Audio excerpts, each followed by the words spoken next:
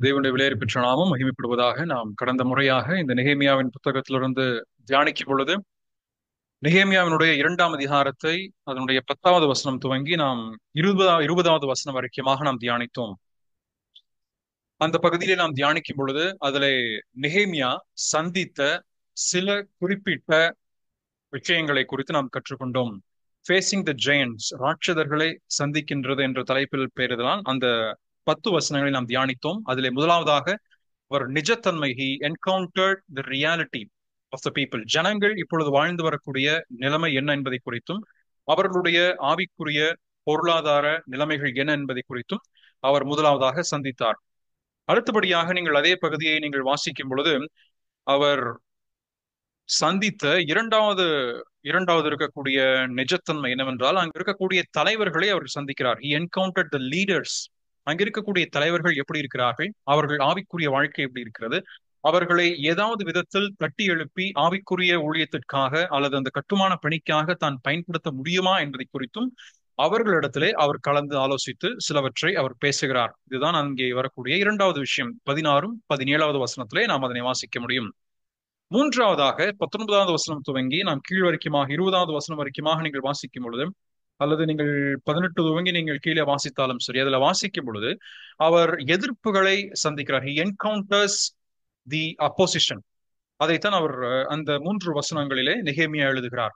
அந்த வசனத்திலே அவர் சொல்லும் பொழுது அவருக்கு இருக்கக்கூடிய எதிரிகள் யார், அங்கே ஓரோனியனான சன்பல்லாத்தும் அம்மோனியனான தொபியா என்னும் ஊழியக்காரனும் அரபியனான கேஷேமும் இதனை கேட்ட பொழுது there are three important enemies. 3 முக்கியமான சத்துருக்கள். அவர்கள் செய்யக்கூடிய செயல் என்ன என்பதை குறித்தும் நாம் கடந்த முறையை நாம் தியானித்து அதை நாம் நிறுத்தி விட்டோம்.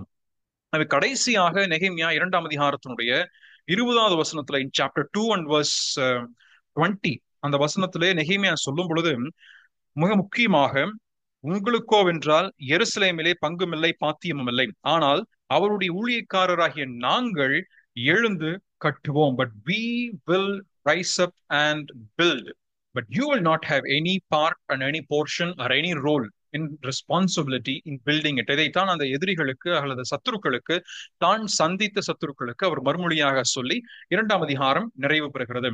ஆகவே இந்த நாளிலே நாம் 3ஆம் அதிகாரத்திற்குள் பிரவேசித்து அதிலே இன்று வரையாக நாம் சிந்திக்க இருக்கிறோம். கர்த்தருக்கு சித்தமானால் இந்த 3ஆம் அதிகாரத்தை இன்று நிறைவு செய்வோம். இல்லையானால் அடுத்த முறை நாம் சிந்திக்க வாய்ப்பு கிடைக்கப்பெறும் பொழுது இந்த 3ஆம் அதிகாரத்தினுடைய மீதி பகுதியை நாம் சிந்திக்க இருக்கிறோம். இந்த 3ஆம் அதிகாரத்தை 3 பகுதிகளாக நான் பிரித்து சிந்திக்க வேண்டும் என்று விரும்புகிறேன். முதலாவதாக இதை சொல்வதற்கு முன்பதாக, என்ன பிரிவுகள் என்று சொல்வதற்கு முன்பதாக, before I divide this chapter into 3 parts, I would like to tell that this chapter cannot be divided as verse by verse. ஒவ்வொரு குறிப்பிட்ட வசனமாக இந்த அதிகாரத்தை பிரிக்க என்னால் முடியவில்லை.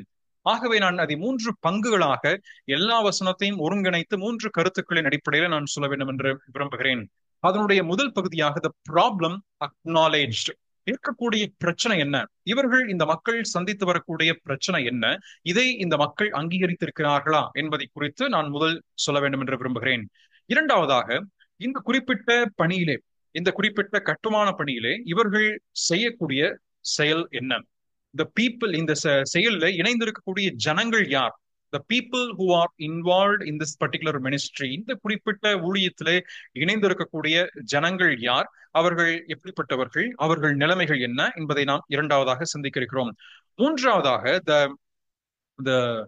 மூன்றாவதாக கடைசியாக நாம் சிந்திக்கிறது purpose resolved. இருக்கக்கூடிய பிரச்சனை அல்லது எந்த நோக்கத்திற்காக நெகேமியா இப்பொழுது தன் சொந்த ஊராக இருக்கிற எருசலேமுக்கு அவர் வந்திருக்கிறாரோ, அல்லது எதற்கென்று தான் விண்ணப்பித்து எதற்கென்று இப்பொழுது தன் தாயகம் திரும்பி இருக்கிறாரோ அந்த நோக்கம் நிறைவு பெற செய்யப்பட்டதா? Was the purpose in which or to which he had come into his own land was fulfilled or not? தான் வந்ததனுடைய நோக்கம் நிறைவு பெற்றதா இல்லையா என்பதை குறித்துதான் நாம் மூன்றாவதாக இதே அதிகாரத்திலிருந்து நாம் சிந்திக்கிறோம். ஆகவே நாம் எல்லாரும் அறிந்தவனமாக இந்த 3ஆம் அதிகாரமானது இந்த அலங்கம் கட்டப்படக்கூடிய விஷயத்தை நமக்கு எடுத்துரைக்கிறது. Third chapter predominantly talks about the wall being rebuilt or the repairing work has been rebuilt in this particular chapter. இந்த அதிகாரத்தில் அதைத்தான் அவர் குறிப்பிட்டு சொல்கிறார். நான் இந்த அதிகாரத்திற்குள் வருவதற்கு முன்பதாக உங்களுக்கு ஒரு வரைபடத்தை நான் காண்பிக்க வேண்டும் என்று விரும்புகிறேன். இந்த அலங்கமானது எப்படிப்பட்ட நிலைமையில இருக்கிறது, எப்படிப்பட்ட நிலைமையில இருந்தது என்பதை பற்றியுள்ள ஒரு ஒரு ஒரு மேப் உங்களுக்கு அதனை பார்க்கும் பொழுது நிச்சயமாக இதனுடைய டீடைல்ஸ் உங்களுக்கு தெளிவாக இன்னும் புரிய வரும் என்பதனாலே அந்த வரைபடத்தை நான் காண்பிக்க வேண்டும் என்று விரும்புகிறேன். நீங்கள் இந்த வரைபடத்திலே பார்க்கும் பொழுது இதனுடைய மொத்தமாக இருக்கக்கூடிய சுற்றளவு, the whole circumference of this wall is about 2.2 miles என்று அவர்கள் கணக்கிட்டு ஆராய்ச்சியாளர்கள் சொல்லியிருக்கிறார்கள். அப்படியானால் ஏறக்குறைய 2.5 அல்லது 3 கிலோமீட்டர் சுற்றளவு கொண்டிருக்கக்கூடிய அந்த நகரத்தில் சுற்றியும் இருக்கக்கூடிய அந்த மதிலை அவர்கள் கட்டுகிறார்கள். The wall will be rebuilt or wall will be constructed, not newly built, but it will be repaired from its old state around this 3 kilometers or 2.2 miles circumference. இந்த சுற்றளவு இருக்கக்கூடிய இந்த மதிலை அவர்கள் கட்டுகிறார்கள். இந்த மதிலை அவர்கள் கட்டும்போது ஒருவேளை இந்த சித்திரத்திலே நாம் தெளிவாக பார்க்க முடியாது. அடுத்ததாக நான் உங்களுக்கு சற்று விரிவாக இருக்கக்கூடிய கிளியராக இருக்கக்கூடிய ஒரு பிக்சர் நான் காட்டுறேன். இதுல நீங்க பார்க்கும் பொழுது இவர் வந்து நீங்க சாப்டர் 2 verse 13, 14 நீங்க எல்லாம் வாசிக்கும் பொழுது அவர் எந்த இடத்திலிருந்து அவர் ஆரம்பிக்கிறார் என்பதை குறித்தும் எந்த இடம் வரைக்குமாக அவர் திரும்பி வந்து அவர் நிறைவு செய்கிறார் என்பது சொல்லப்பட்டிருக்கிறது. ஆனால் அது வந்து இட் இஸ் த சர்வே, அங்க எங்கெல்லாம் இடிபாடுகள் இருக்கிறது என்பதை குறித்து கண்டறிவதற்காக அவர் பயன்படுத்தின ஒரு த ரூட், அதனை தான் இங்கே சொல்லப்படுகிறது. ஆனால் தேர்ட் சாப்டர் நீங்க வாசிக்கும் பொழுது when you read the third chapter he starts with the sheep gate. ஆட்டு வாசல் என்ற ஒரு இடத்திலிருந்து தான் அவர் இந்த கட்டுமான பணியை ஆரம்பிக்கிறார். நீங்கள் ஆட்டு வாசல் என்று பார்க்கும் பொழுது இதனுடைய மேல் பரப்பிலே ஷீப் கேட் என்று சிறிதாக இருக்கிறது. ஆகவே இந்த ஆட்டு வாசலிலிருந்து ஆரம்பிக்கக்கூடிய நெகேமியா அடுத்ததாக மீன் வாசல், அடுத்ததாக அதே அடுத்த வசனத்திலே 3ஆம் அதிகாரம் அதனுடைய 3வது வசனத்தை வாசிக்கும் பொழுது the fish gate என்று சொல்லப்படுகிறது. So he starts with sheep gate and goes on to a counter clockwise. அதாவது நீங்க ஆன்டி கிளாக் வைஸா போகாம கிளாக் வைஸா போகாம கவுண்டர் கிளாக் வைஸாக அவர் வருகிற ஆன்டி கிளாக் வைஸ்ல அவர் வந்து என்ன பண்றாருன்னா அவர் அந்த கட்டுமான பணியை கட்டி வருகிறார். அது ஏன் கட்டுறாரு, அதனுடைய காரணம் என்ன என்று நமக்கு தெரியவில்லை. ஆனால் முக்கியமாக அவர் ஷீப் கேட்ல ஆட்டு வாசலிலே அவர் ஆரம்பித்து பின்பதாக கவுண்டர் கிளாக் வைஸ்ல அவர் அந்த கட்டுமான பணியை கட்டி கொண்டு வருகிறார். நீங்க தெளிவாக இதனுடைய அடுத்த பிக்சர்ல இருக்கிறது, நீங்கள் அதனை பார்க்க முடியும். நீங்கள் 3ஆம் அதிகாரத்தினுடைய முதல் வசனத்திலே அவர் ஆட்டு வாசல் என்று ஆரம்பித்து அதுல 2 towers, tower of Meah, tower of Hananeel, Meah என்ற கொம்மை மற்றும் அனானியேலின் கொம்மை என்ற 2 டவர் அங்கே சொல்லப்படுகிறது, 2 கோபுரங்கள் சொல்லப்படுகிறது. ஆகவே இங்கே அந்த ஆட்டு வாசலில் இருந்து ஆரம்பித்து பின்பதாக ஃபிஷ் கேட் மீன் வாசல், பழைய வாசல், பின்பதாக ஃபர்னஸ், டவர் ஆஃப் ஃபர்னஸ் இருக்கின்றது. அதற்கு கீழாக வரும்போது அடுத்த பிக்சர்ல நீங்க பள்ளத்தாக்கினுடைய வாசல், பின்பதாக டங் கேட், பின்பதாக சீலோவாம் குளம், பின்பதாக ஊருணி வாசல், பின்பதாக இருக்கிற எல்லா வாசலையும் முடித்துவிட்டு கடைசியாக அவர் எங்கே வருகிறார், இதற்கு மேலாக இருக்கக்கூடிய குதிரை வாசல், மிப்காத் என்னும் வாசல், பின்பு கடைசியாக நிறைவு பெறுவது ஆட்டு வாசல் தான் வந்து அவர் நிறைவு செய்கிறார். இது அதனுடைய ஒரு சின்ன ஒரு வரைபடமாக இருக்கிறது. இது உங்களுடைய புரிதலுக்காக நான் இதனை காண்பித்தேன். இந்த குறிப்பிட்ட சித்திரத்தின் அடிப்படையில தான் அந்த கவுண்டர் கிளாக் வைஸ்ல சீப் கேட்ல இருந்து அவர் ஆரம்பித்து மறுபடியுமாக என் பண்றதும் அவர் ஷீட் கேட்ல தான் அவர் வந்து நிறைவு செய்கிறார். இதுதான் வந்துட்டு நாம் இதுல புரிந்து கொள்ளக்கூடிய இந்த 3ஆம் அதிகாரத்திலே அதனுடைய அறிமுகமாக நாம் இதனை சொல்ல வேண்டுமானால் அதைத்தான் நாம் காண முடியும். அப்பொழுது நீங்கள் இந்த 3ஆம் அதிகாரத்தை வாசிக்கும் பொழுது இதுல கவனிக்க வேண்டிய சில 3 முக்கியமான வார்த்தைகள் பயன்படுத்தப்பட்டிருக்கிறது. There are 3 important words to which we need to spend some time. அதை வந்து நான் பின்பதாக அந்த வசனங்களுக்கு வரும்பொழுது நான் விரிவாக அதனை சொல்லுகிறேன். ஆனால் இப்பொழுது முன்னுரையாக அந்த 3 வார்த்தைகளை மட்டும் நான் சொல்ல விரும்புகிறேன். நீங்கள் 38வது வசனத்தை வாசிக்கும் பொழுது சாப்டர் 3ல நீங்க வாசிச்சீங்கன்னா மறுபடியுமாக வரக்கூடிய ஒரு முதல் வார்த்தை என்னவென்றால் பழுது பார்த்து கட்டினார்கள். ரிப்பேர்டு இங்கிலீஷ்ல நீங்க வாசிக்கும் பொழுது ரிப்பேர்டு. 4வது வசனத்திலே நெக்ஸ்ட் அன்டு தெம் ரிப்பேர்டு என்ற வார்த்தை வருகிறது. பழுது பார்த்து கட்டினான். பின்பதாக 5வது வசனத்திலே அவர்கள் பழுது பார்த்து கட்டினார்கள். பின்பதாக 6வது வசனம் ஒவ்வொரு வாசலையும் சொல்லிக் கொண்டே வரும் பொழுது ஒவ்வொரு இடமாக அவர்கள் கட்டுமான பணியை கட்டி கொண்டு வரும் பொழுதெல்லாம் அவர்கள் ரிப்பேர் என்ற வார்த்தை, பழுது பார்த்து கட்டினார்கள் என்ற வார்த்தை பயன்படுத்தப்பட்டிருக்கிறது. Almost 38 times in this 32 verses. 32 வசனத்திலே 38 முறை பழுது பார்த்து கட்டினார்கள் என்ற வார்த்தை அங்கே பயன்படுத்தப்பட்டிருக்கிறது.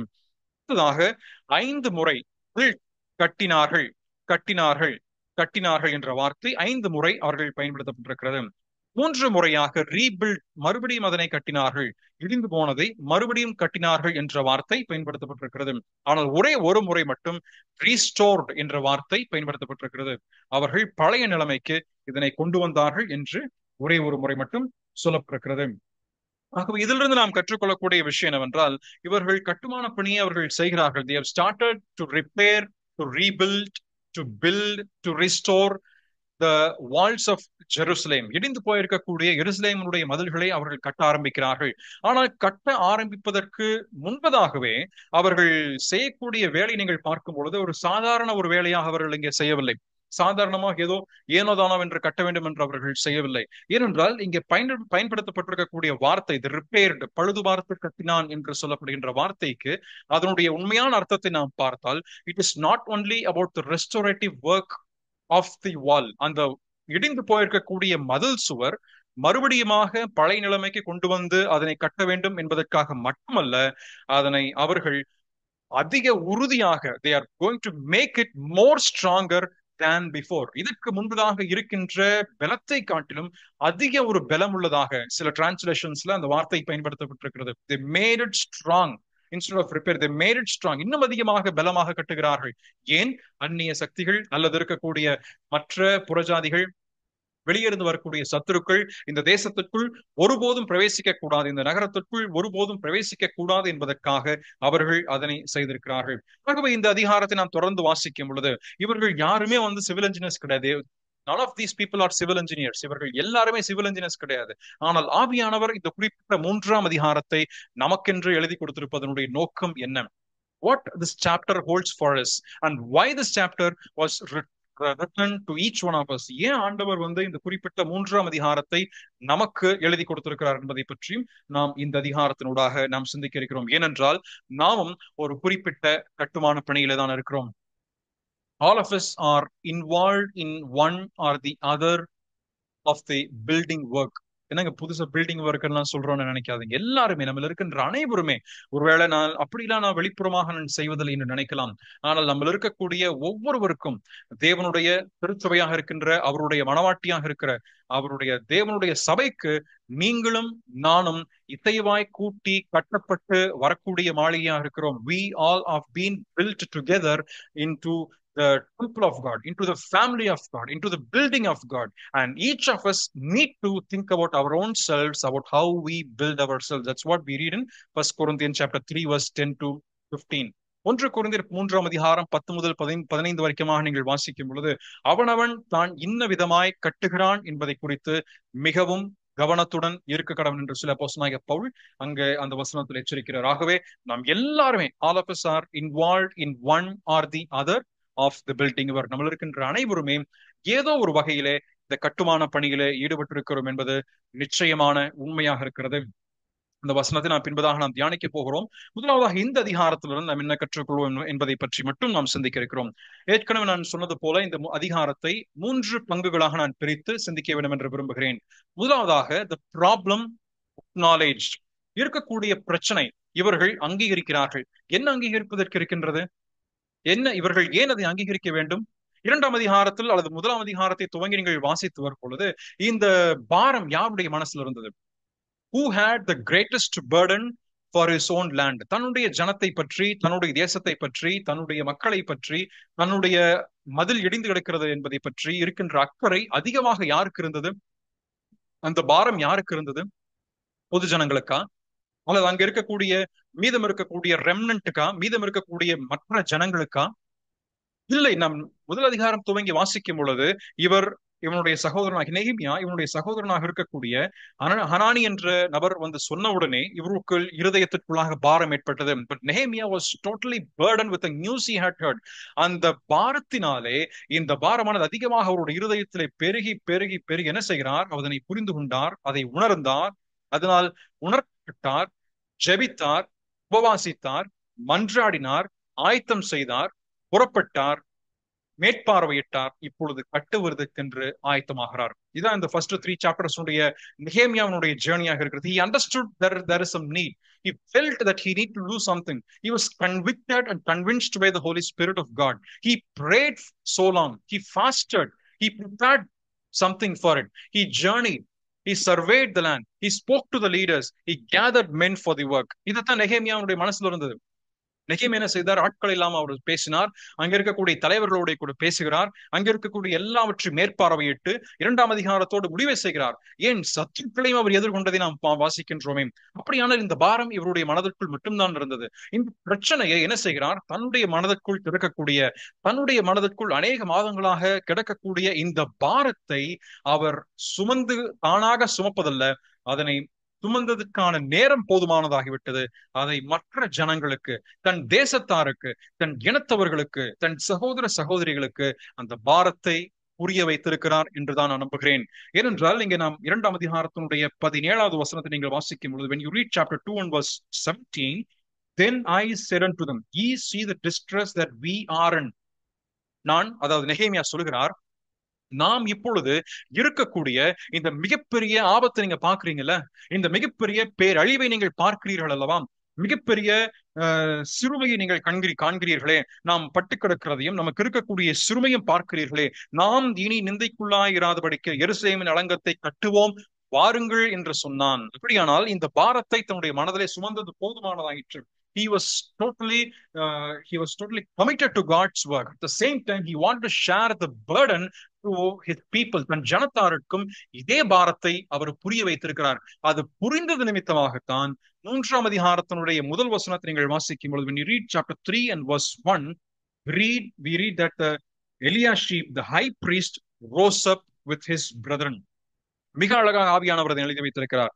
அப்பொழுது பிரதான ஆசாரியனாகிய எலியாசிப்பும் அவன் சகோதரராகிய ஆசாரியர்களும் எழுந்து, இதைத்தான் நாங்க சொல்கிறேன். அப்பொழுது தலைவனாக இருக்கக்கூடிய நெகேமியாவுக்கு இருந்த பாரத்தை 2ஆம் அதிகாரம் 17 18வது வசனத்திலே ஜனத்தின் மேலே அதனை வைத்த பொழுது, ஜனத்தினுடைய தலைவர்கள் மேலே, ஜனத்தினுடைய அதிகாரிகள் மேலே, ஆசாரியன் மேலே, அங்க இருக்கக்கூடிய கூட்டத்தின் மேலே வைத்த பொழுது, முதலாவதாக அவர்கள் எழுந்து நின்றதிலே பிரதான ஆசாரியனாக இருக்கக்கூடிய எலியாஷிப்பும் அவனுடைய சகோதரரும் எழுந்து நின்று செயல்படுகிறார்கள். அப்பொழுது இந்த ஜனங்களுக்கு என்ன ஆனது? What do they acknowledge here?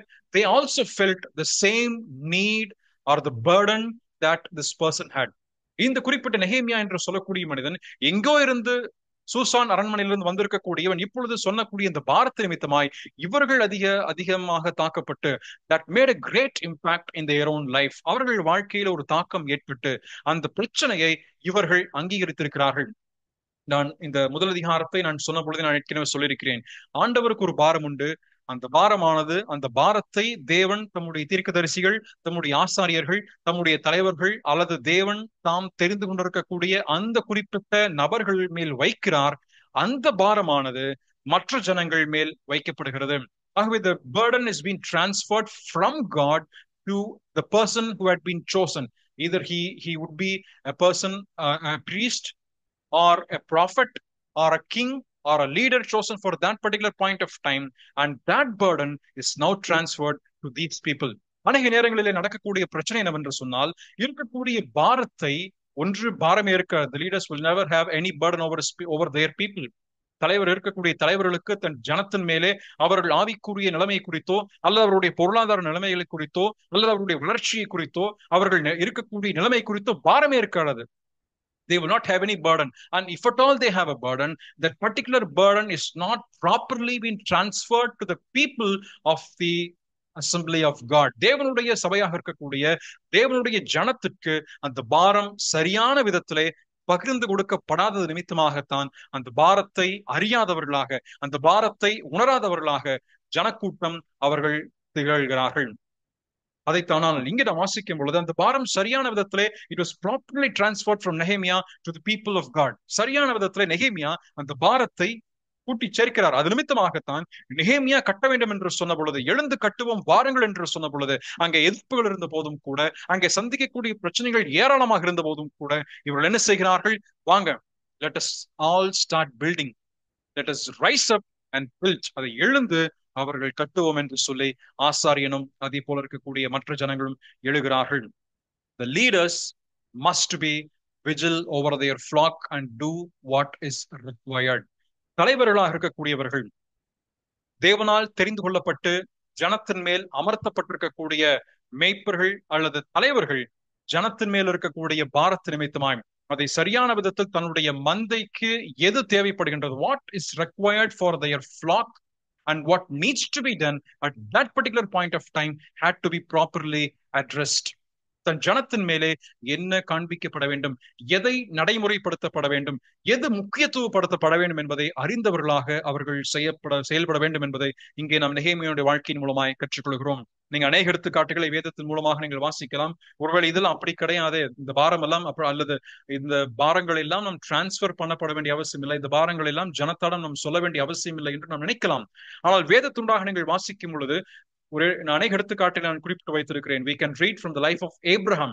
Abraham தன்னுடைய இனத்தானாக இருக்கக்கூடிய லோத்தின் மேல் பாரம் கொள்கிறார். அந்த விஷயத்தை கேள்விப்பட்டு லோத்துக்காக தன் ஜீவனையும் பணையும் வைத்து ஏறக்குறைய 300க்கும் மேற்பட்டிருக்கக்கூடிய வேலையாட்களை அழைத்து சென்று லோத்தை மீட்டு வருகிறார்.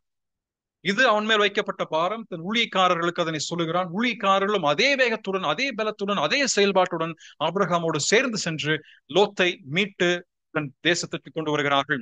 யோசேப்பை பாருங்களேன். யோசேப்பு அதிபதியாக அமர்த்தப்பட்டிருக்கிறார். எந்த விதமான அவசியமும் இல்லை, தேவையும் இல்லை. ஆனாலும் தன்னுடைய ஜனத்தின் மேல் அக்கறை கொண்டவனாக, தன் ஜனத்திற்கு எது செய்யப்பட வேண்டுமோ, தன் ஜனத்தார் எதிர்கொள்ள போகின்ற மிகப்பெரிய பிரச்சனை ஒன்று உண்டு, அதன் மேல் அக்கறை உள்ளவனாக அவனும் அங்கே வேலை செய்கிறான். Joseph, there was no need for Joseph to work for his own people because he is already governor. Because he is already prime minister of the land. அந்த தேசத்தினுடைய பிரதம மந்திரியாக இருக்கிறார். அவசியம் இல்லை. ஆனாலும் தன் ஜனத்தின் மேல் அக்கறை கொண்டவராக, பாரம் கொண்டவர்களாக அந்தந்த பகுதிகளுக்கென்று தலைவர்களை அமர்த்து தன்னுடைய மனதிலே கிடக்கக்கூடிய விருப்பங்களையும் தன்னுடைய பாரங்களையும் அவர் சரியான விதத்திலே அந்த ஜனங்களுக்கு சொல்லி 7 ஆண்டுகள் நீங்கள் எல்லாவற்றையும் சேகரிக்க வேண்டும் என்று சொன்னது நிமித்தமாக அடுத்த பஞ்ச காலத்திலே தன் ஜனங்கள் காப்பாற்றப்பட்டார்கள். மோசே குறித்து என்ன? மோசே நல்ல சௌகரியமான முறையில வாழ்ந்து வந்த ஒரு மனிதன் தான். Moses was living in a palatial kingdom. நல்ல முறையிலே அரண்மனையிலே ராஜ்யத்திலே அடுத்த நபராக அவர் வாழ்ந்து கொண்டிருந்த ஒரு இளவரசனாக வாழ்ந்து வந்திருந்தான். எந்த பிரச்சனையும் இல்லை. தன் ஜனத்தை குறித்து சிந்திக்க வேண்டியதில்லை. ஆனால் எபிரேயர் புத்தகத்திலே மிக மிக தெளிவாக ஆவியானவர் எழுதி வைத்திருக்கிற வசனம் என்ன? when Moses came to an age, he saw the need of the people, or he saw the problems and the persecutions that his own people are facing in their own land, and he wanted to do something. When ஜனத்தார் அடைந்திருக்கக்கூடிய பிரச்சனைகளையும் அது அவர்கள் அடைந்திருக்கக்கூடிய எல்லாவற்றையும் பார்க்கும் பொழுது அவனால் தாங்க முடியல. அதனாலதான் அவன் செயல்படுகிறான். அதனாலதான் அந்த டெலிவரன்ஸ். ஆகவே மோசே, ஆபிரகாம், யோசேப்பு, தாவீதுக்கும் பார்க்கும் பொழுது தன் ஆலயத்திற்கு என்று என்ன செய்கிறார்? கட்ட வேண்டும் என்ற விருப்பம் இருக்கிறது. ஆனா ஆண்டவர் சொல்லிட்டார், வேண்டான்னு விட்டுருக்கலாம் பேசாம. ஆனா அப்படி இல்லை. தன் மனதில் இருக்கக்கூடிய பாரம். அடுத்ததாக இருக்கக்கூடிய சாலமோனுக்கு என்ன சொல்கிறார்? ஆண்டவர் என்ன கட்ட வேண்டாம்னு சொல்லிட்டாரு. ஆனா நான் என்ன பண்ணிருக்கேன்? I have already collected everything that is required for the temple. நீ ஆலயத்தை கட்டுவதற்கு, அங்க இருக்கக்கூடிய கனிமுட்டுகளுக்கு, அங்கே செய்யப்பட வேண்டிய வேலைகள் அனைத்துக்குமே எல்லாவற்றையும் ஆயத்தம் செய்து வைத்திருக்கிறேன். ஏன்னா அந்த பாரத்தை ஆண்டவர் என் மனசுல கொடுத்தாரு, நான் நம்புறேன். ஆகவே ஆனாலும் ஆண்டவர் என்ன சொல்லிட்டாரு? பாரத்தை கொடுத்த ஆண்டவர் நீ செய்ய வேண்டாம்னு சொல்லிட்டாரு. ஆகவே செய்யக்கூடாது. ஆனால் இருக்கக்கூடிய எல்லா ஆயத்தங்களையும் தாவீது செய்து வைத்திருக்கிறார். அதான் அந்த கிடைக்க பெற்ற பாரத்தை அவர் கொண்டு செல்லக்கூடியவராக இருக்கிறார். இறுதியாக நாம் பார்க்கும்பொழுது ஆண்டவராக இயேசு கிறிஸ்து என்ன சொல்கிறார்? தன் சீஷர்களிடம் அவர் பேசும் பொழுது he felt the need of his own disciples. நான் போய்விடுவேன், I will be going from this place. ஆனா நான் போன பின்பதாக நீங்க நிச்சயமாக கவலைப்படுவீர்கள். உங்களுடைய இருதயமானது சோர்ந்து போகும். உங்களுடைய இருதயமானது நிச்சயம் கலங்கி போகும். You will be faced with a lot of trials and tribulations in this world, but do not be afraid that I am leaving you the Paracletos, who is the comforter for your own life. உங்களுடைய வாழ்க்கைக்கு தேவையாக இருக்கக்கூடிய, உங்களுடைய துணையாளனாக, உங்களுக்கு ஆறுதலையும் தேர்தலையும் அளிக்கக்கூடிய பரிசுத்த ஆவியானவரை கொடுத்து சொல்கிறேன் என்று தன்னுடைய ஜனத்தின் மேல் அக்கறை உள்ள ஆண்டவர் கொண்டு சென்றிருக்கிறார். பிரியமானவர்களை, இன்றைக்கு இதிலிருந்து நாம் புரிந்து கொள்ளக்கூடிய முதலாவது குறிப்பு என்ன? The problem that we need to acknowledge, and particularly this problem had to be addressed, or in most cases in this whole scripture, it is always approached from top to bottom. மேலிருந்து கீழேதான் இந்த பாரம் எப்பொழுதுமே வந்திருக்கிறது. ஆண்டவர் சொல்கிறார், இரண்டாவதாக தம் தீர்க்கதரிசிகளுக்கு அந்த பாரம், தீர்க்கதரிசிகள் அல்லது அவருடைய ஆசாரியர்கள் அல்லது அவருடைய தேவனால் தெரிந்து கொள்ளப்பட்டிருக்கக்கூடிய தலைவர்கள், ராஜாக்களோ தலைவர்களோ, அந்த பாரம் சொல்லப்படுகின்றது. இந்த பாரத்தை இந்த நபர்கள் அதனை புரிந்து கொண்டு அதனை உள்வாங்கிக் கொண்டு அதே பாரத்தை அவர்கள் ஜனத்திடம் அதனை கொண்டு செல்கிறார்கள். பின்புதாகத்தான் அங்கே மாற்றங்கள் வரக்கூடியதாக இருக்கிறது. Leaders make it known to people and convicted them of their responsibility. ஜனத்தாரிடம் நெகேமியா பேசும் பொழுது சும்மா ஏதோ சரி, கேஷுவலா பேசல. இந்த பாரத்தை கர்த்தர் கொடுத்திருக்கிறார், நாம் எழுந்து கட்டியாக வேண்டும் என்று சொல்லுகிறார். when there is no proper conviction and convincing in a particular place, there comes the conflict. when do we have conflict? எப்பொழுது முரண்பாடு எழும்பும்? எப்பொழுது அங்கே ஒரு புரிந்து கொள்ளாத ஒரு நிலைமைகள், ஒரு சரியான புரிதல் அல்லது கருத்து வேறுபாடுகள் எப்பொழுது நிலவும்? சரியான விதத்திலே பாரத்தை நாம் உள்வாங்கி அதனை சரியான விதத்திலே சொல்லாதிருக்கும் பட்சத்திலே, சரியான விதத்தில் அதனை உணர்த்துவியாத பொழுது, அங்கே பாரம் சரியான விதத்திலே ஜனங்களிடம் சென்றடையாது. அப்பொழுதுதான் இந்த முரண்பாடு எழும்பக்கூடியதாக இருக்கிறது. The conflict will always arise when there is no proper conviction among the people of God. ஆகவே இது மிகப்பெரிய ஒரு பொறுப்பாக இருக்கிறது. இது எல்லாவற்றையும் நெகேமியா சொல்லும் பொழுது அதனை எனக்கு பொறுப்பு இருக்கிறது, ஆனால் அதே நேரத்தில் ஜனங்களாகிய உங்களுக்கும் இதுல பொறுப்பு இருக்கிறது. You also have the same responsibility as I.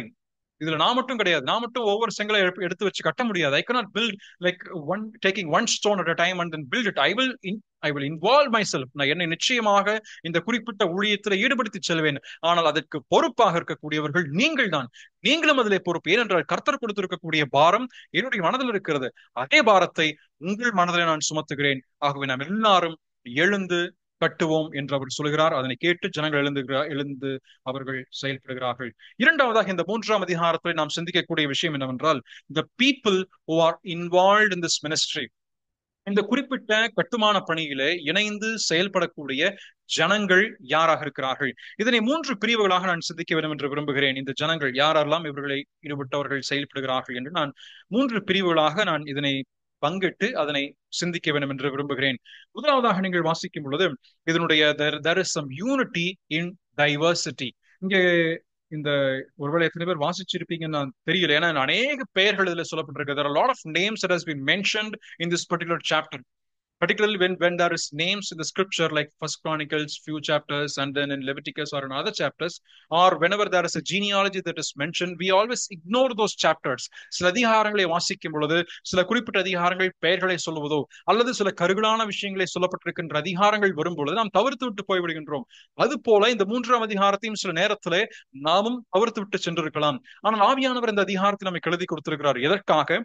இதுல இணைந்திருக்கக்கூடிய ஜனங்கள் யார், இதுல இணைந்திருக்கக்கூடிய ஒவ்வொரு பெயர்கள் யார், ஒவ்வொரு கோத்திரத்தார் யார், ஒவ்வொரு தனி நபர்கள் யார், இதிலே ஆண்கள் யார், இதிலே பெண்கள் யார், அவருடைய பெயரின் அர்த்தம் என்ன என்பதெல்லாம் இங்க தெளிவாக இந்த 3ஆம் அதிகாரத்திலே ஆவியானவர் எழுதி வைத்திருக்கிறார். இங்க நீங்கள் 38 தனி நபர்கள் இந்த அதிகாரத்தில் நீங்கள் வாசிக்க முடியும். 38 individual names has been mentioned in this particular chapter. அதிசயமா இருக்கா? 38 பேர்களா இந்த 32 வசனத்துல 38 individuals has been mentioned in this chapter. 38 தனி நபர்கள்.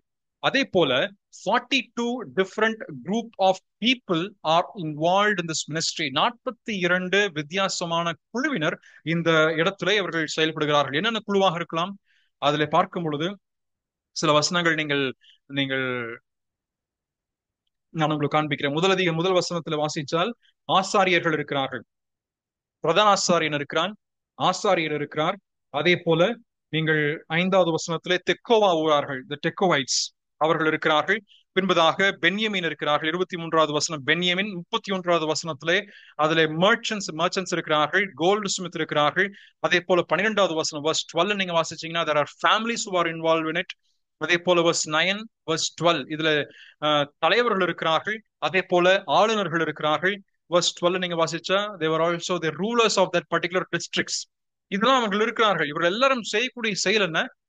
There are different people, there are different group of people who are involved in this particular ministry. வித்தியாசமாக இருக்கக்கூடிய ஜனங்கள், பல்வேறு குழுவினராக இருக்கக்கூடியவர்கள், பல்வேறு குடும்பத்தை சார்ந்திருக்கக்கூடியவர்கள், பல்வேறு இனத்தவர்கள், பலவேறு கோத்திரத்தை சார்ந்திருக்கக்கூடிய ஜனங்கள்.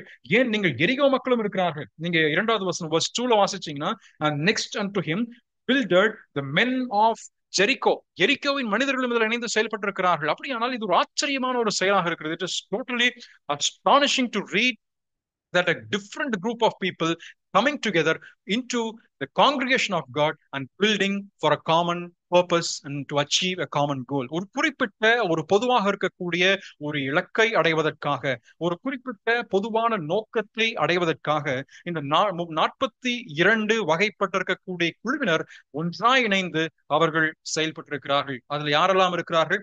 அதிலே பொற்குலர் இருக்கிறார்கள், அதிலே வர்த்தகர் இருக்கிறார்கள், அதிலே ஆசாரியர் இருக்கிறார்கள், பிரதான ஆசாரியன் இருக்கிறான், எரிகோவின் மக்கள் இருக்கிறார்கள், அதிலே குடும்பங்கள் இருக்கிறார்கள், ஆளுநர் இருக்கிறார்கள், அதே போல தலைவர்கள் இருக்கிறார்கள், எத்தனையோ நபர்கள் இருக்கிறார்கள். இதுல இணைந்தவர்கள் செயல்படுகிறது. இது நமக்கு ஆச்சரியத்தை ஏற்படுத்துகிறது அல்லவா? இதுதான் தேவனுடைய சபையினுடைய அழகாக இருக்கிறது. This is the beauty and the glory of the church of God. தேவன் இதைத்தான் புதிய ஏற்பாட்டில் வந்து மிக மிக அழகாக நமக்கு வந்து எபேசியர் நிருபத்தில் அவர் சொல்லி வைத்திருக்கிறார். 2ஆம் அதிகாரத்தை நீங்கள் வாசிக்கும் பொழுது இருவேறு பிரிவுகளாக இருந்த ஜனங்கள் ஒன்றோடு ஒன்று இணைந்திருக்கிறார்கள். உலகத்திலே 3 குழுவினரான ஜனங்கள் வேதவசனத்தின் அடிப்படையில் there are 3 groups of people out of the whole race in the whole world. 3 குழுவினர் இருக்கிறார்கள். ஒன்று யூதன், இன்னொன்று புறஜாதியான், இன்னொன்று தேவனுடைய சபை ஆகிய 3 பிரிவினர் இருக்கிறார்கள். ஆகவே இந்த இரண்டையும் என்ன செய்கிறார்? யூதன் என்றும் இல்லை, புறஜாதியான் என்றும் இல்லை, கிரேக்கன் என்றும் இல்லை, அதே போல தேவனுடைய ஜனம் என்றும் இல்லை, சுயாதீனம் என்றும் இல்லை, அடிமையானவன் என்றும் இல்லை, எந்த பிரிவினரும் இல்லை. there is no difference. இந்த தடையாக இருந்த நடுச்சுவரை இணைத்து அதை இடித்து விட்டு he brought these 2 people into one fold as a flock of God, as a building of God, as a temple of God, building up together for the glory of God. இதெல்லாவற்றையும் என்ன செய்கிறார்? இந்த இரு குழுவினரையும் ஒன்றாய் இணைத்து தேவநாமத்துடைய மகிமைக்காக அவர் இணைந்து செயல்படுத்தி கொண்டு வருகிறார். இதுதான் தேவனுடைய அழகாக இருக்கிறது. This is the beauty and the glory of God. அவருடைய செயல் ஆச்சரியமானதாக இருக்கிறது. நீங்க நான் வாசிக்கும் பொழுது எப்படிங்க 42 different group of people can work together? இங்க ஒருத்தர் 2 பேர் சேர்ந்து செஞ்சாலே சில நேரத்துல அந்த தோல்வியை அடைகிறது, முடிவதில்லை. நீயா நானா என்ற ஒரு கேள்வி, நீ பெரியாளா நான் பெரியாளா என்ற ஒரு கேள்வி, நீ முந்தி வந்தாயா நான் முந்தி வந்தேனா என்ற ஒரு கேள்வி, are you the one who came first or I am the one who came last என்ற ஒரு கேள்வி, are you the biggest one or am I the smallest one என்ற ஒரு கேள்வி.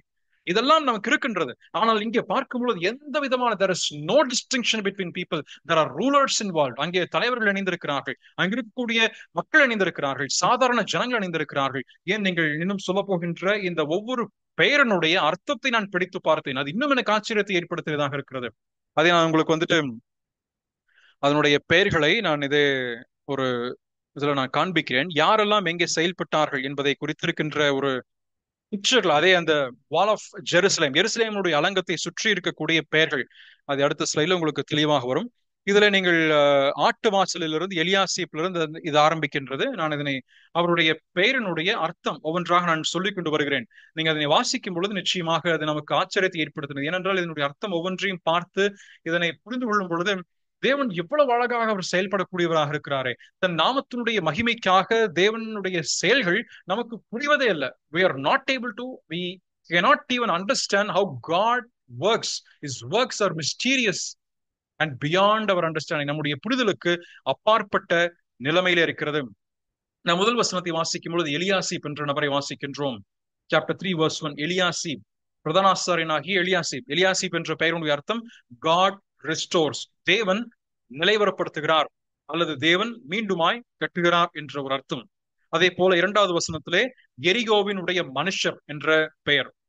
அதே போல 2வது வசனத்திலே ஜாக்கூர் என்ற வார்த்தை, அவன் சிந்தனை நிறைந்தவன், he was mindful, அக்கறை உள்ளவன் என்ற அர்த்தம். 3வது வசனத்திலே சன்ஸ் ஆஃப் ஹசனாவினுடைய குமாரன், அவருடைய பெயர் தானி, முட்கள் அல்லது குத்தக்கூடியவன், உருவ குத்துகிறவன், பாய்ச்சுகிறவன் என்ற அர்த்தம் பெறுகிறது. அதே போல 4வது வசனத்திலும் 21வது வசனத்திலும் verse 4 and verse 24 மெரமோத் என்ற ஒரு பெயர் அங்கே குறிப்பிட்டு சொல்லப்பட்டிருக்கிறது. அதுல வந்து the meaning வந்து எலிவேஷன், உயர்ந்தவன், பெரியவன் என்ற ஒரு அர்த்தம். அதே போல verse 4லயும் verse 30 4வது வசனம் 30வது வசனத்தை நீங்க வாசிக்கும் பொழுது மெஷுல்லாம் the son of பெரகியா, அப்படியானால் அதனுடைய அர்த்தம் நண்பன் என்ற ஒரு அர்த்தம். 4வது வசனத்திலே Zadok, son of Baana, Zadok என்றால் ரைச்சியஸ், நீதி உள்ளவன் என்ற அர்த்தம் பெறுகிறது. தெக்கோவா என்பது நமக்கு தெரிந்த வண்ணமாக ஆமோஸ் என்ற தீர்க்கதரிசி பிறந்த ஒரு ஊர் தான் தெக்கோவா. அந்த இடத்துல இருந்து தான் ஆமோஸ் வந்து தீர்க்க தரிசனத்தை சொல்கிறார்.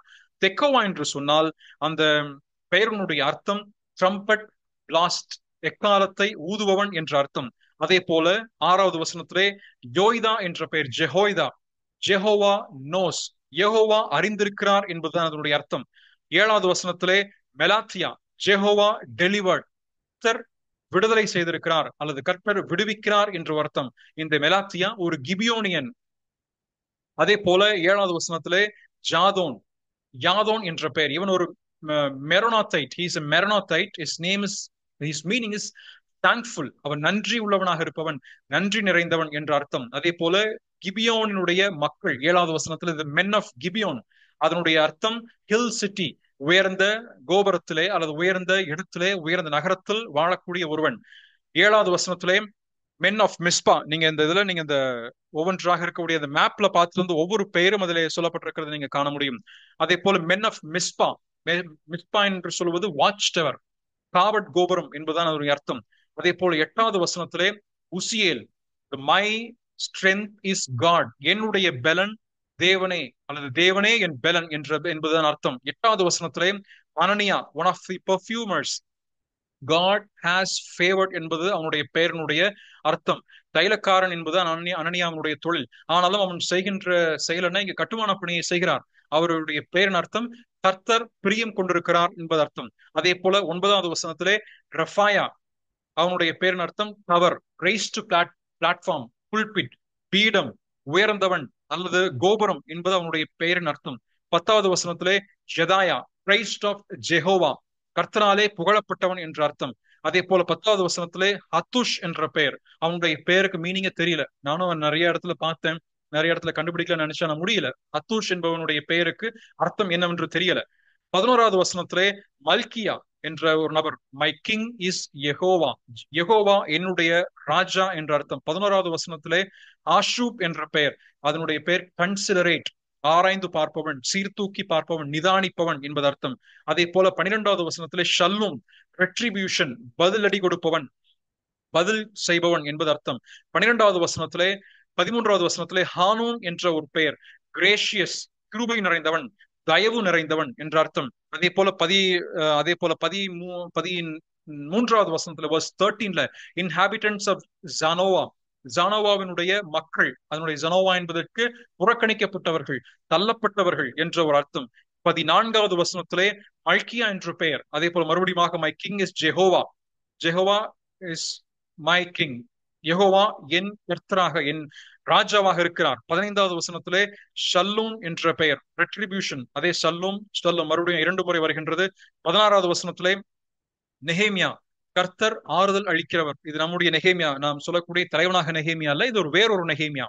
அவர் கர்த்தர் ஆறுதல் அளிக்கிறவர் என்பது பெயர், அதனுடைய அர்த்தம். 17வது வசனத்திலே லேவியர் வருகிறார்கள். 17வது வசனத்திலே ராகூம், ராகூம் என்பதற்கு கம்பேஷன், மனதுருக்கம் நிறைந்தவன் என்பது அதனுடைய பெயரின் அர்த்தம்.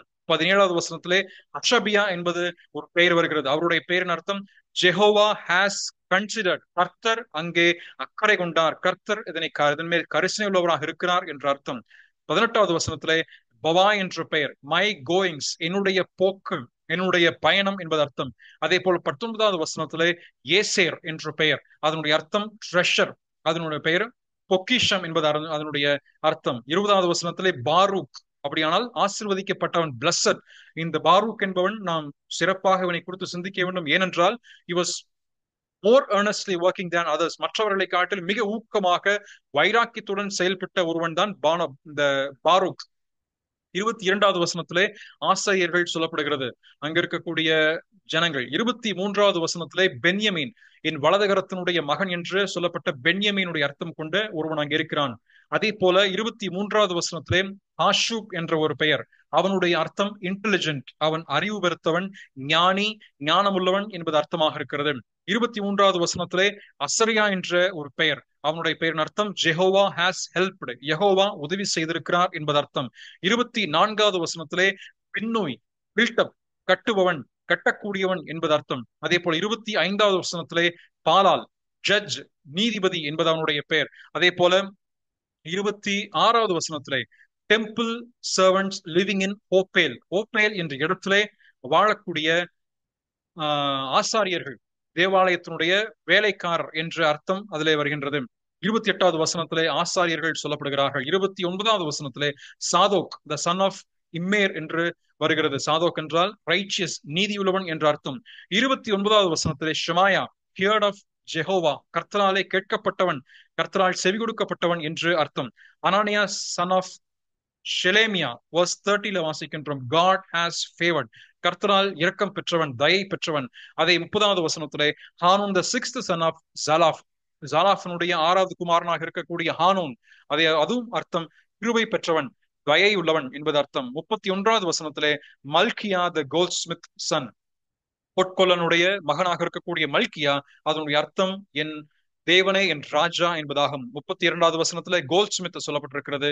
32வது வசனத்துல மர்ச்சன்ட்ஸ் இவர்களை குறித்து சொல்லப்பட்டிருக்கிறது. இதெல்லாம் நீங்க இதனுடைய வரைபடத்திலும் இதனை சேர்த்து பார்த்தால் நிச்சயமாக இது உங்களுக்கு தெளிவாக புரிய வரும். ஆனா இதனுடைய ஏன் இதெல்லாம் நம்ம இவ்வளவு டீட்டெயிலாக இவருடைய பெயரையும் இதனுடைய அர்த்தத்தையும் நாம் சிந்திக்க வேண்டும், ஏன் இதையெல்லாம் நாம் பார்க்க வேண்டும்? Why we need to learn these names? Why we need to learn the meaning of these people?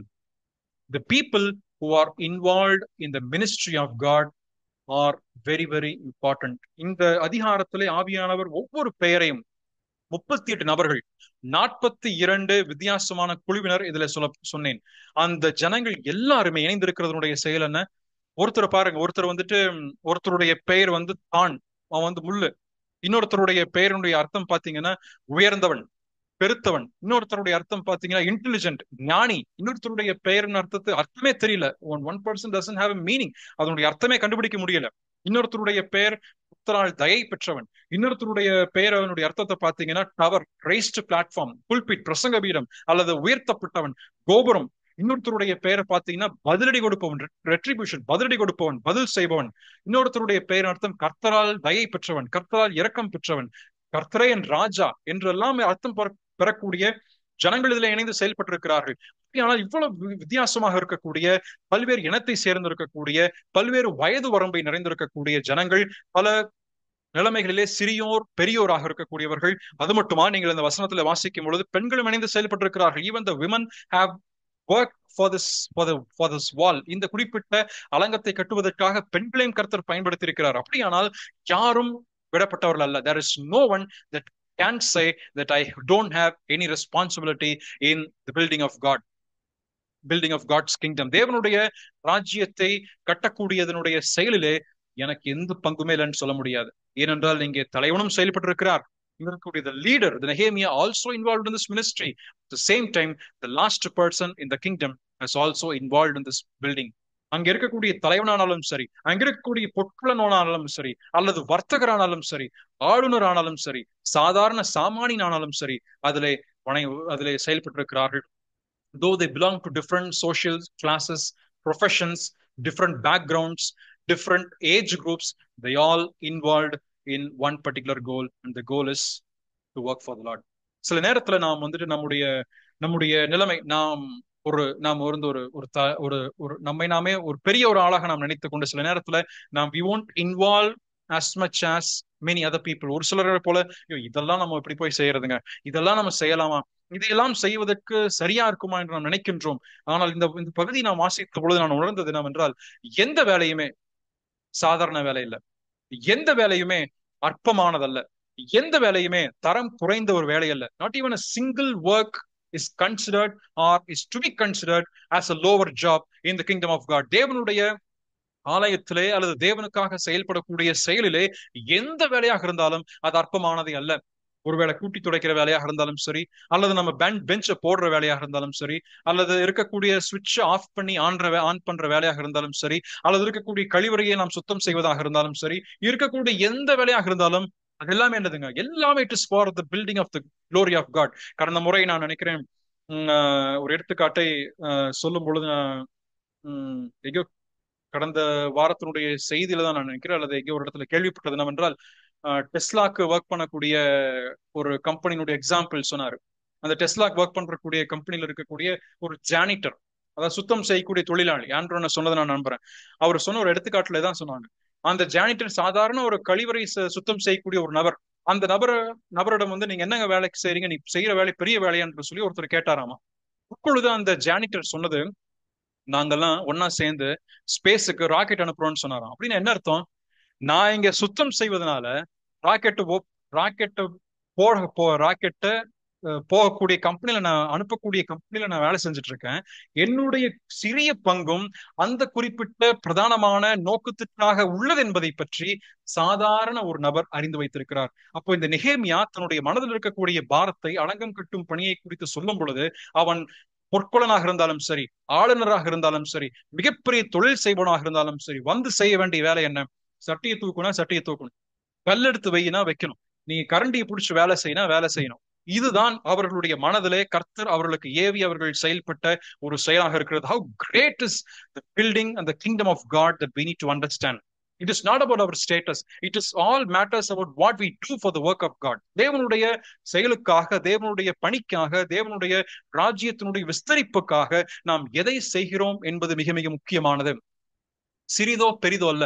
ஒருவேளை மேடையிலே கண்களால் பார்க்கக்கூடிய, ஒருவேளை பிரசங்கிப்பவர்கள், மொழிபெயர்ப்பு செய்யக்கூடியவர்கள், அறிவிப்பவர்கள், அல்லது இருக்கக்கூடிய இசை வாசிப்பவர்கள், பாடக்கூடியவர்கள், ஜெபிப்பவர்கள், அப்பம் பெற்று கொடுக்கக்கூடியவர்கள், இதெல்லாம் தான் மிகப்பெரிய வேலை என்று சொல்லி ஒருவேளை நாம் சில நேரத்தில் நினைக்கலாம். ஆனால் இந்த பகுதி நாங்கள் மறுபடியும் வாசிக்கும் பொழுது பெரிய ஆட்களாக இருக்கிறார்கள். ஆனால் சில வந்து செய்வது ராஜ்யத்தில் இருக்கக்கூடிய கட்டுமான பணி. ஒருவேளை அற்பமாக எண்ணக்கூடிய நபர்களாக இருக்கிறார்கள். ஆனால் அவர்கள் வந்து செய்யக்கூடிய வேலை என்னதுங்க? இதே வேலை தான். We all involved in one goal, that is to bring the glory of God. நாம் எல்லாருமே இணைந்து கர்த்தருடைய ஆலயத்தினுடைய பணிக்காக நாம் செய்து வருகிறோம். அது மட்டுமல்ல, இந்த இதுல யூனிட்டி டைவர்சிட்டியில தான் அந்த எல்லா பெயர்களின் அர்த்தத்தை நான் சொன்னேன். அதனுடைய டைவர்சிட்டி எப்படிங்க இருந்தது? இதுல நாம் இந்த அதிகாரத்துல நாம் வாசிக்கிறோமா? மறுபடியும் வாசிக்கக்கூடிய ஒரு வார்த்தை என்னவென்றால், நீங்க ஃபர்ஸ்ட் வெர்ஸ்ல இருந்து கடைசி வரைக்கும் வாசிக்கும் பொழுது, next and him, beside him, after him, இவனுக்கு அப்புறமாக, இவர்களுக்கு அடுத்தபடியாக, அவர்கள் அருகே, அவர்கள் அருகே, அவர்கள் அருகே என்ற வார்த்தை மறுபடியும் நீங்க வருகிறது. நீங்க இந்த அதிகாரத்துல எல்லா வசனத்திலும் வாசிக்க முடியும். எடுத்துக்காட்டு வாசிச்சீங்கன்னா 4ஆம் அதிகாரத்தினுடைய முதல் பகுதி அவர்கள் அருகே, 5வது வசனத்தினுடைய முதல் பகுதி அவர்கள் அருகே, அதன் பின்பதாக 6வது வசனத்திலே அவர்கள் அருகே, அதற்கு கட்டினார்கள், அவர்கள் அருகே, 7வது வசனத்திலே அவர்கள் அருகே, next unto them, next unto them, next unto them, and beside them, after them. They did not leave any gap. அவர்கள் they came close together as a link, as a chain, holding their arms together. தங்களுடைய கரங்களையும் கோர்த்து கொண்டு ஒன்றோடொன்று இணைத்தவர்களாக பிணைந்து கொண்டு எந்த ஒரு இடைவேளையும் இல்லாதபடிக்கு அவர்கள் செயல்பட்டிருக்கிறார்கள். அதுதான் அந்த யூனிட்டி இன் டைவர்சிட்டி. வித்தியாசமான மக்கள், வித்தியாசமான இனத்தவர்கள், வித்தியாசமான கோத்திரத்தில் இருக்கக்கூடிய மக்கள் ஒன்றாக இணைந்து வந்து கர்த்தருக்காக பணிபுரிகிறார்கள். இரண்டாவதாக இதனை குறித்து வாசிக்கும் பொழுது the variety of work, அவர்கள் செய்யக்கூடிய பல்வேறு வேலைகள் என்னது? வெரைட்டி in their work என்னன்னா, அவர்கள் பாதி பேர் ஆசாரியராக இருக்கிறார்கள், ஒரு சிலர் மர்ச்சன்ட்ஸ் ஆக இருக்கிறார்கள், ஒரு சிலர் கோல்ட் ஸ்மித்தாக இருக்கிறார்கள். நீங்க verse 1ல வாசிக்கும் பொழுது, முதல் வசனத்துல வாசிக்கும் பொழுது பிரதான ஆசாரியர்கள், அதன் போல ஆசாரியர்கள் இருக்கிறார்கள். 31வது வசனத்துல வாசிச்சீங்கன்னா verse 31ல நீங்க வாசிக்கும் பொழுது, அவனுக்கு பின்னாக தட்டானின் குமாரன், அதே போல அதே வசனத்திலே மளிகைக்காரர், நீங்க மர்ச்சன்ட்ஸ், அவர்களும் இருக்கிற. அவங்க தொழில் என்ன? அவங்க தொழில் வித்தியாசமான தொழில். அவர்கள் என்னதான் தொழிலை செய்திருந்தாலும் அவர்கள் இப்பொழுது வந்து செய்திருக்கக்கூடிய ஒரே தொழில், they were not distracted because of their need that they had. அவர்களுக்கு சொந்த வேலை எல்லாம் இருந்தது, சொந்த தொழில் இருந்தது. ஆனா இப்பொழுது செய்யக்கூடிய வெரைட்டி ஆஃப் ஒர்க் அவங்க பண்ணாலும் they all came together for what has been before them. அவங்க எல்லாத்துக்குமே ஒரே ஒரு நோக்கம், இப்பொழுது தான் இந்த அலங்கத்தை அவர்கள் கட்ட வேண்டும் என்பதாக இருந்தது. அது மட்டுமல்ல, அவர்களுக்கு எதிர்ப்புகள் இருந்தது. மூன்றாவதாக இந்த அதிகாரத்திலே இந்த பீப்புள் இன்வால்வ்ட் நம்ம சிந்திக்கக்கூடிய விஷயம் என்றால் the continuity despite position. எதிர்ப்புகள் பல விதமாக இருந்தது. அவர்கள் சந்திக்கக்கூடிய எதிர்ப்புகள் அநேகம் இருந்தது. ஆனால் எதிர்ப்புகள் இருந்த போதும் இவர்கள் வந்து அந்த செயினை வந்து அவங்க உடைக்கவே விடல. they did not leave the discouragement to come in. அவர்களுடைய perseverance through the trials, இவர்கள்லாம் கட்டி முடிக்கிற வரைக்கும் அநேக பிரச்சனைகள் இவர்கள் சந்தித்திருக்கிறார்கள். நீங்க 2ஆம் அதிகாரத்தினுடைய கடைசியில வாசிக்கும் பொழுதே அவர்கள் வந்து, நீங்கள் செய்கிற காரியம், chapter 2 verse 19ல, நீங்கள் செய்யக்கூடிய இந்த காரியம் என்ன? நீங்கள் ராஜாவுக்கு விரோதமாக கலகம் பண்ண போகிறீர்களோ என்றார்கள். அப்ப இதையெல்லாம் கேட்டு இந்த ஜனங்கள் கேட்டிருக்கிற, இவர்கள் காதார கேட்கிறார்கள். அப்பொழுது இதெல்லாம் பார்த்தும் கூட இந்த ஜனங்கள் என்ன செய்கிறார்கள்? இப்பொழுது வந்து இவர்கள் கட்ட ஆரம்பிக்கிறார்கள். இப்பொழுது இவர்கள் முன் வந்து இவர்கள் தன் தேசத்திற்காக, தன்னுடைய தேவனுக்காக அவர்கள் கட்ட வேண்டும் விரும்புகிறார்கள். அப்படிப்பட்ட ஜனங்கள் தான் இங்கே இருக்கிறார்கள். The continuity இருக்கிறது. They have the they have the variety of work. They followed the unity and diversity. They had the continuity. ஆனா எனக்கு இருக்கக்கூடிய மிகப்பெரிய கேள்வி, இதெல்லாம் சிந்திக்கும் பொழுது, how it is all possible? இதெல்லாம் எப்படி முடியும்? தேவனால் முடியும் தான். ஆனால் தேவன் இதை எப்படி செயல்படுத்துகிறார்? எப்படி செயல்படுத்துகிறார்? நீங்க எஸ்றாவினுடைய புத்தகத்தை வாசிக்கும் பொழுது முதல் அதிகாரத்திலே குறிப்பிட்டு, அதே போல மறுபடியும் 2ஆம் அதிகாரத்திலே வாசிக்கும் பொழுது, தேவன் எவர்கள் மனதை ஏவினாரோ என்ற ஒரு வார்த்தை பயன்படுத்தப்பட்டிருக்கிறது. இந்த வசனத்தை நான் உங்களுக்கு வாசிக்கிறேன். எஸ்றாவினுடைய புத்தகம், அதனுடைய 5வது வசனம். Whose spirit God had raised. யாருடைய மனதை ஆண்டவர் ஏவினாரோ. ஆண்டவர் ஏவினார். எப்படி ஆண்டவர் ஏவினாரு? பழைய ஏற்பாட்டில் சொல்லப்படும் போது அதனுடைய ஏவுதல் என்று சொல்லப்பட்டிருக்கிறது. புதிய ஏற்பாட்டிற்கு வரும் பொழுது நிச்சயமாக பரிசுத்த ஆவியானவர் செயல்பட்டால் ஒழிய இப்பேற்பட்ட ஒற்றுமையான ஒரு செயலோ அல்லது பல வகைப்பட்டிருக்கக்கூடிய ஜனங்கள் ஒன்றாய் இணைந்து வந்து செயல்படுவதோ நிச்சயம் இருக்காது. When we don't allow the glue, who is none other than the Holy Spirit, to allow and to involve and to influence our own lives, then this kind of a unity in diversity, or the variety in work, or the continuity, even though there is despite of the oppositions, will never happen in the lives of the children of God. எதிர்ப்புகள் இருந்தாலும், அங்க இருக்கக்கூடிய பலவிதமான நபர்கள் இருந்தாலும், தேவனுடைய ஆவியானவர் என்ற நம்மை ஊன்றி கட்டி இணைக்கக்கூடிய நபர் இல்லை என்று சொன்னால், அவர் செயல்படவில்லை என்று சொன்னால், அவர் செயல்படுவதற்கு நாம் அனுமதிக்கவில்லை என்று சொன்னால், இப்பேற்பட்ட ஒரு ஒற்றுமையும் ஒரு வெற்றியும் கிடைக்கப்பெறாது. நான் சொன்னது போல ஏறக்குறைய 3 கிலோமீட்டர் சுற்றளவில் அவர்கள் கட்டுகிறார்கள். 2.2 மைல்ஸ் என்று சொல்லப்படுகிறது. அப்படிப்பட்ட சுற்றளவிலே கட்டக்கூடிய இந்த மதிலை வெற்றிகரமாக கட்டி முடிக்க வேண்டுமானால் ஒரு நபர் செயல்பட்டாக வேண்டும். இவர்கள் பகலிலே செயல்படுகிறார்கள். ஆனால் பரிசுத்த ஆவியானவர் எல்லா நேரத்திலும், எல்லா நாட்களிலும், எல்லா வருஷங்களிலும் அவர் செயல்பட்டுக் கொண்டிருக்கிறார். இவர்களை இணைத்து கட்டுகிறவராக, இவர்களை ஊன்றி கட்டக்கூடியவராக அவர் எப்பொழுதுமே இருக்கிறார். புதிய ஏற்பாட்டில் வாசிக்கும் பொழுதும் கூட இதுதானே காண்கிறோம். தேவன் அஸ்திவாரமாக இருக்கக்கூடிய அப்போஸ்தலர்கள் எழுப்பினார். அப்போஸ்தலர்கள் எழுப்பப்பட்ட பொழுது ஒரு நபர் ஆயக்காரன், அப்போஸ்தலர்களிலே மற்றொரு நபர் மீனவன், மற்றொரு நபர் சாதாரண அற்பமான ஒரு நபர், இன்னொரு நபர்களை பார்க்கும் பொழுது வேறு தொழிலை செய்து கொண்டிருக்கக்கூடியவர்கள், இப்படிப்பட்ட பல வகைப்பட்டிருக்கக்கூடிய ஜனங்கள் பரிசுத்த ஆவியானவர் அவர்கள் மேல் பொழிந்தருளப்படும் வரைக்குமாக அவர்கள் எல்லாரும் இருக்கக்கூடிய பேச்சு என்ன? நீ பெரியாளா, நாம் பெரியாளா? ராஜ்யத்தில் வரும் பொழுது யார் பெரியாளாக இருப்பார்கள்? யார் கர்த்தருக்கு அருகிலே அமருவார்கள் என்றெல்லாம் கேள்விகள். யார் யார் என்ற ஒரு கேள்விதான் இருந்தது. ஆனால் பரிசுத்த ஆவியானவர் அவர்களுக்கு கொடுக்கப்பட்டு அவருடைய ஆளுகைக்கு இவர்கள் விட்டுக் கொடுத்த நேரத்திலே நடைபெற்ற செயல் என்ன? நீ நான் என்று அல்ல, எதிரடியாக இருந்த, பாரடாக்ஸாக செயல்பட்டு கொண்டிருந்த அல்லது எதிரணியாக இருந்து நின்று பார்த்து கொண்டிருந்த பேதுருவும் யோவானும் இணைந்த ஆலயத்திற்குள் சென்று அற்புதத்தை நிகழ்த்துகிறார்கள். பேதுருவும் பவுலும் ஒன்றோடொன்று இணைந்து அவர்கள் செயல்பட்டு ஒரு எழுத்துக்களை பார்த்து வியந்து பாராட்டுகின்றார். பேதுரு பவுலுடைய எழுத்துக்களை பார்த்து வியந்து பாராட்டுகிறார். இது எப்படி சாத்தியம்? இது எப்படி இந்த கிறிஸ்துவனுடைய சிந்தை இவர்கள் மனதிலே செயல்பட்டது? Until they were given the Holy Spirit of God, they were all thinking that, are you the greatest one in the kingdom of God, or is it I, Lord, what will I get when I work for you? ஆண்டவரே, உங்களுக்கு வேலை செய்யும்போது எனக்கு என்ன ஆண்டவரே கிடைக்கும்? இந்த சிந்தனை தான் சீஷர்கள் மனதில் இருந்தது. ஆனால் whenever the Holy Spirit was given to them, they didn't have any of these thoughts. They all came together. Peter and John came together. Though they were standing against or opposite in character and nature, they came together and worked for the glory of God. Built the church. அவருடைய நோக்கம் எல்லாம் இதெல்லாம் விட்டு போச்சு. நீ பெரியாள, நாம் பெரியாள, நீ தான் முந்தி வந்த, நான் முந்தி வந்த என்பதெல்லாம் இல்லை. ஆவியானவர் அவருடைய செயலுக்கு நீங்களும் நானும் அனுமதித்தால் மட்டும்தான் இது போல வெற்றிகரமான செயல்களை நம்முடைய சபைக்கும் நம்முடைய சமூகத்திற்கும் நிச்சயம் கொடுக்க முடியும். ஆனால் இன்றைக்கு இருக்கக்கூடிய ஒரு சாட் ஸ்டேட் ஆஃப் அஃபேர்ஸ் என்ன தெரியுங்களா? டிஎல் மூடி என்ற தேவதாசன் அநேக வருஷங்களுக்கு முன்பதாக எழுதின ஒரு வாக்கியத்தை சொல்லி நான் இந்த பகுதியை நான் இந்த நாளில் நிறைவு செய்வேன் என்று விரும்புகிறேன். A great many people have got a false idea about the church. They have got an idea that the church is a place to rest in, to get into a nicely cushioned pew and contribute to the charities, listen to the minister, and do their share to keep the church out of bankruptcy is all they want.